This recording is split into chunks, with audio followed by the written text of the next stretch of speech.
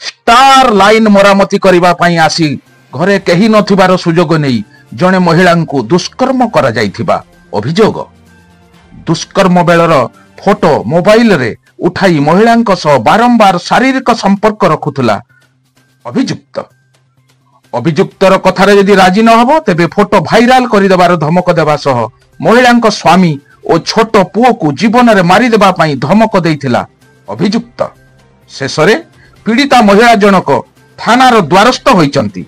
खाली सेतिकी नुहे, ए जाबत कौनसी कार्यानुष्ठान होई नथिबारु डीआईजी को भेटिचंती पीड़िता और तांको स्वामी। घटना घटिची गंजाम जिला बुगुड़ा थाना अंतर्गत करसिंगी ग्राम रे। घटना को नहीं स्थानीय अंचल रे एबे आलोड़न सृष्टि होईची। सेपटे अभियुक्तंक पक्षरु मध्य एक पालटा एतला दिया जाईची। लक्ष्मीप्रिया साहू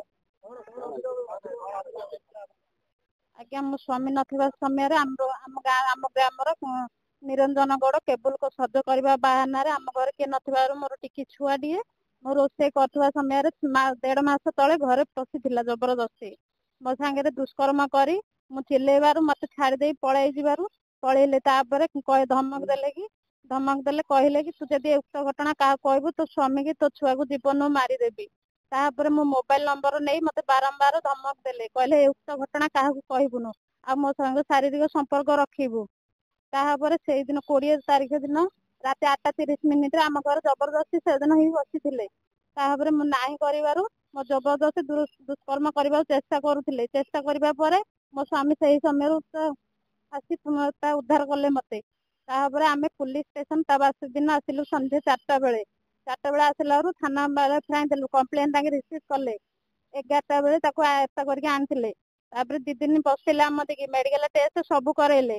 तापर मते नै कि आम संपर्क घरे छाड़ी आसिले। आसीबारु मो स्वामी के जोर भंजनरु आसीथिबा 2 ऑफिसर मो स्वामी की प्रेशर करी कंप्रोमाइज करबा को कहिले कही आके मो संगे कथा बाबा आम रिलेटिव घर 5 मिनिट टाइम मागिक आसीथिले।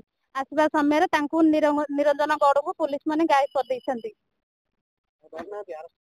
नाइ सर अरेस्ट थाना रे थिले मो स्वामी से भी उपस्थित होला बेले को से नाही